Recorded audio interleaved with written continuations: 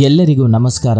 Law of attraction ಪ್ರಕಾರ ನಾವು ಏನಾದರೂ ಒಂದು ಕೋರಿಕೆಯನ್ನ ಕೋರಿಕೊಂಡು ಅದನ್ನ ದಕ್ಕಿಸಿಕೊಂಡ ನಂತರ ಆ ಹ್ಯಾಪಿನೆಸ್ ನ ಫೀಲ್ ಆಗೋದು ನಮ್ಮ ಬಾಡಿನೇ. ನಾವು ಕೋರಿಕೊಂಡ ಕೋರಿಕೆಯನ್ನ ಸಾಧಿಸೋದಕ್ಕೆ ಜೊತೆಯಾಗಿ ನಿಂತ್ಕೊಳ್ಳೋದು ನಮ್ಮ ಸಬ್ ಕಾನ್ಸಿಯಸ್ ಮೈಂಡ್. ನಮ್ಮ ಸಬ್ ಕಾನ್ಸಿಯಸ್ ಮೈಂಡ್ ಯಾವ ವಿಧಾನವಾಗಿ ಆಲೋಚಿಸುತ್ತೋ ಈ ಬಾಡಿ ಅದೇ ವಿಧಾನವಾಗಿ ಪ್ರವರ್ತಿಸುತ್ತೆ. ನಮ್ಮ ಸಬ್ ಕಾನ್ಸಿಯಸ್ ಮೈಂಡ್ ಯಾವಾಗ ದುಃಖಗಳ ಬಗ್ಗೆ ಕಷ್ಟಗಳ ಬಗ್ಗೆ ಆಲೋಚನೆ ಮಾಡುತ್ತೋ ಆವಾಗ ಈ ಬಾಡಿ ಕಷ್ಟಪಡುತ್ತೆ. ನಮ್ಮ ಸಬ್ ಕಾನ್ಸಿಯಸ್ ಮೈಂಡ್ ಯಾವಾಗ ಆನಂದ ಹ್ಯಾಪಿನೆಸ್ ಸುಖಗಳ ಬಗ್ಗೆ ಆಲೋಚಿಸಿದ್ರೆ ನಮ್ಮ ಬಾಡಿ ಸುಖ ಪಡುತ್ತೆ. ಆದ್ರಿಂದ ಲಾ ಆಫ್ ಅಟ್ರಾಕ್ಷನ್ಗೆ ಹಾಗೂ ಸಬ್ ಕಾನ್ಸಿಯಸ್ ಮೈಂಡ್ಗೆ ತುಂಬಾ ಅವಿನಾಭಾವ ಸಂಬಂಧ ಅನ್ನೋದು ಇದೆ.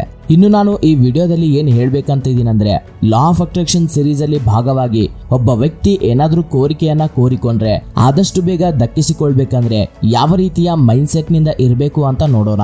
ವಿಡಿಯೋ ತುಂಬಾ ಇಂಟ್ರೆಸ್ಟಿಂಗ್ ಆಗಿರುತ್ತೆ, ಎಲ್ಲೂ ಸ್ಕಿಪ್ ಮಾಡದೆ ಕೊನೆವರೆಗೂ ನೋಡಿ. ಒಂದು ಕೋರಿಕೆಯನ್ನ ಕೋರಿಕೊಂಡ ನಂತರ ಅದಕ್ಕೋಸ್ಕರ ತುಂಬಾ ಪ್ರಣಾಳಿಕೆಗಳನ್ನ ಹಾಕ್ತೀರಾ, ಅದರ ಬಗ್ಗೆ ಅದೆಷ್ಟೋ ವ್ಯೂಹಗಳನ್ನ ರಚನೆ ಮಾಡ್ತೀರಾ, ತುಂಬಾ ಕಷ್ಟಪಡ್ತೀರಾ, ಬೆವರು ಹರಿಸ್ತೀರಾ, ಆ ಕೋರಿಕೆಯನ್ನ ಸಾಧಿಸ್ತೀರಾ. ಆ ಸಾಧಿಸುವ ಪ್ರಾಸೆಸ್ ಅಲ್ಲಿ ಸಾಧಿಸುವವರೆಗೂ ಆ ವ್ಯಕ್ತಿ ಎಲ್ಲಿಯೂ ಕೂಡ ಹ್ಯಾಪಿನೆಸ್ ನ ಫೀಲ್ ಆಗಲ್ಲ. ಇಲ್ಲಿ ನಾನು ಹೇಳ್ತಿರೋದೇನಂದ್ರೆ, ಆ ಸಾಧಿಸುವ ಪ್ರಾಸೆಸ್ ಅಲ್ಲೇ ಹ್ಯಾಪಿಯಾಗಿ ಫೀಲ್ ಆದ್ವಿ ಅಂದ್ರೆ ನಾವು ಕೋರಿಕೊಂಡ ಕೋರಿಕೆ ಅನ್ನೋದು ತುಂಬಾ ಬೇಗನೆ ನೆರವೇರ್ಬಿಡುತ್ತೆ. ಇದು ಯಾರಿಗೂ ಗೊತ್ತಿಲ್ಲದ ಒಂದು ದೊಡ್ಡ ಸೀಕ್ರೆಟ್ ಆಗಿದೆ. ಫಾರ್ ಎಕ್ಸಾಂಪಲ್, ಎಲ್ಲರಿಗೂ ಅರ್ಥ ಆಗೋ ವಿಧಾನವಾಗಿ ತುಂಬಾ ಕ್ಲಿಯರ್ ಆಗಿ ಎಕ್ಸ್ಪ್ಲೇನ್ ಮಾಡ್ತೀನಿ ಕೇಳಿ. ಇವಾಗ ನಾನಿದ್ದೀನಿ, ನನಗೊಂದು 1 ಕೋಟಿ ಆಸ್ತಿ ಬೇಕು ಅಂತ ತುಂಬಾ ಬಲವಾಗಿ ಕೋರಿಕೊಂಡೆ. ಡೈಲಿ ಸ್ವಲ್ಪ ಹೊತ್ತು ವಿಜುವಲೈಸೇಷನ್ ಮಾಡಿದ್ವಂದ್ರೆ ನಮಗೆ ಗೊತ್ತಿಲ್ಲದೇನೆ ನಮ್ಮ ಸಬ್ ಕಾನ್ಸಿಯಸ್ ಮೈಂಡ್ ಅನ್ನೋದು ಹ್ಯಾಪಿಯಾಗಿ ಫೀಲ್ ಆಗುತ್ತೆ. ಯಾಕಂದ್ರೆ ಇವಾಗ ವಿಜುವಲೈಸೇಷನ್ ಅಲ್ಲಿ ಏನ್ ಮಾಡ್ತೀವಿ, ನನಗೆ 1 ಕೋಟಿ ಬಂದ ನಂತರ ನಾನು ಹೇಗಿರ್ತೀನಿ ಅಂತ ಆ ಪಿಕ್ಚರ್ ನ ನಮ್ಮ ಸಬ್ ಕಾನ್ಸಿಯಸ್ ಮೈಂಡ್ ಗೆ ಕಳಿಸ್ಬೇಕು. ಇದೇ ವಿಧಾನವಾಗಿ ಒಂದು 90 ದಿನಗಳು ಮಾಡಿದ್ವಂದ್ರೆ 90 ಡೇಸ್ ನಾವು ಹ್ಯಾಪಿಯಾಗಿ ಫೀಲ್ ಆದ್ವಿ ಅಂದ್ರೆ ಕೋರಿಕೊಂಡ ಕೋರಿಕೆ ಅನ್ನೋದು ತುಂಬಾ ಬೇಗ ನಡೆಯೋ ಚಾನ್ಸಸ್ ಜಾಸ್ತಿ ಇರುತ್ತೆ. ಇವಾಗ ತುಂಬಾ ಜನನೇ ಇರ್ತಾರೆ, ದೊಡ್ಡ ದೊಡ್ಡ ಕೋರಿಕೆಯನ್ನ ಇಟ್ಕೊಂಡಿರ್ತಾರೆ. ನಿಮಗೆ 90 ಡೇಸ್ ಆದ ನಂತರ 3 to 4 years ಆದ ನಂತರವೂ ಕೂಡ ಆ ಕೋರಿಕೆ ಅನ್ನೋದು ನೆರವೇರೋದಿಲ್ಲ.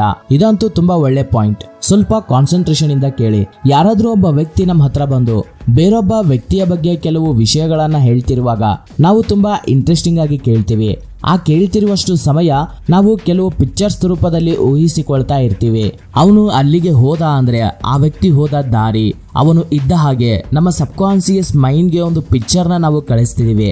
ಇದೇ ವಿಧಾನವಾಗಿ ಆ ವ್ಯಕ್ತಿ ಹೇಳ್ತಿರುವಷ್ಟು ಸಮಯವೂ ಕೂಡ ನಾವು ನಮ್ಮ ಸಬ್ ಕಾನ್ಸಿಯಸ್ ಮೈಂಡ್ಗೆ ಪಿಕ್ಚರ್ಸ್ ನ ಕಳಿಸ್ತಾನೆ ಇರ್ತೀವಿ. ಕಳಿಸ್ತಿರುವಾಗ ನಾವು ಕೋರಿಕೊಂಡ ಗುರಿ ಏನಿದೆಯೋ ಆ ಗುರಿಯ ಬಗ್ಗೆ ಜಾಸ್ತಿ ಫೋಕಸ್ ಮಾಡ್ತಿದೀವಾ, ಇಲ್ಲಾಂದ್ರೆ ಆ ರೀತಿಯ ವಿಷಯಗಳ ಬಗ್ಗೆ ಜಾಸ್ತಿ ಫೋಕಸ್ ಮಾಡ್ತಿದೀವಾ ಅನ್ನೋದು ತುಂಬಾ ಇಂಪಾರ್ಟೆಂಟ್ ಆಗುತ್ತೆ.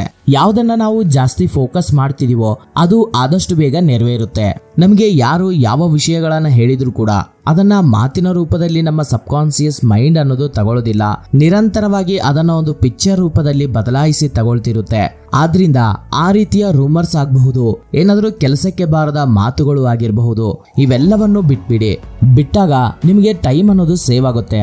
ಆ ಸೇವ್ ಆದ ಸಮಯದಲ್ಲಿ ನಿಮ್ಮ ಗುರಿಯ ಮೇಲೆ ನೀವು ಫೋಕಸ್ ಮಾಡಿ. ನೀವು ಫೋಕಸ್ ಮಾಡಿದಷ್ಟು ಸಮಯ ನನಗೆ 1 ಕೋಟಿ ಬಂದ ನಂತರ ಹೀಗಿರ್ತೀನಿ ಹಾಗಿರ್ತೀನಿ ಅಂತ ಆಲೋಚಿಸಿದಾಗೆಲ್ಲ ನಿಮ್ಮ ಸಬ್ ಕಾನ್ಸಿಯಸ್ ಮೈಂಡ್ಗೆ ಕೆಲವು ಪಿಕ್ಚರ್ಸ್ ಅನ್ನೋದು ಹೋಗ್ತಿರ್ತವೆ.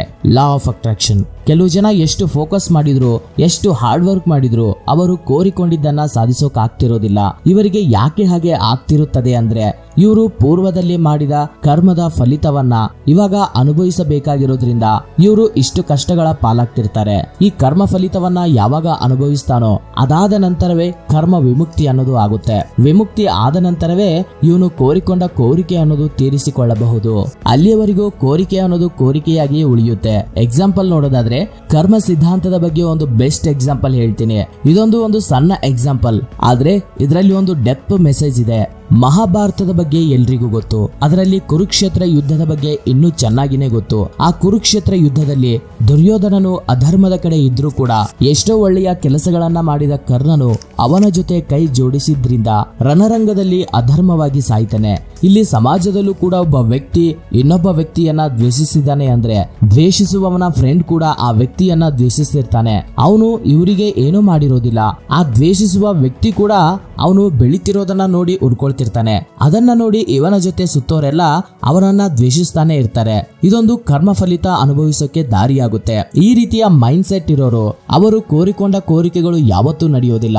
ನಾವು ನಮ್ಮ ಅಂತರಂಗವಾಗ್ಲಿ ಬಾಹ್ಯದಲ್ಲಿ ಆಗ್ಲಿ ಯಾವಾಗ ಹ್ಯಾಪಿಯಾಗಿ ಇರ್ತೀವೋ ಆವಾಗ್ಲೇ ನಾವು ಕೋರಿಕೊಂಡ ಕೋರಿಕೆ ಅನ್ನೋದು ನೆರವೇರುತ್ತೆ. ಇದ್ರ ಜೊತೆ ಕರ್ಮ ಸಿದ್ಧಾಂತ ಅನ್ನೋದು ಕೂಡ ಒಂದು ಇರುತ್ತೆ. ಆದ್ರಿಂದ ಯಾರಿಗೂ ಹಾನಿ ಮಾಡದೆ ನಮ್ಮ ಗುರಿಯ ಮೇಲೆ ನಾವು ದೃಷ್ಟಿ ಇಟ್ಟು ಅದಕ್ಕೋಸ್ಕರ ನಿರಂತರ ತಪ್ಪಿಸ್ತಾ ಇದ್ರೆ ನಾವು ಕೋರಿಕೊಂಡ ಕೋರಿಕೆಗಳನ್ನೋದು ತುಂಬಾ ಬೇಗನೆ ನೆರವೇರ್ತವೆ. ಸೊ ಇದಾಗಿತ್ತು ಸ್ನೇಹಿತರೆ ಇವತ್ತಿನ ವಿಡಿಯೋ.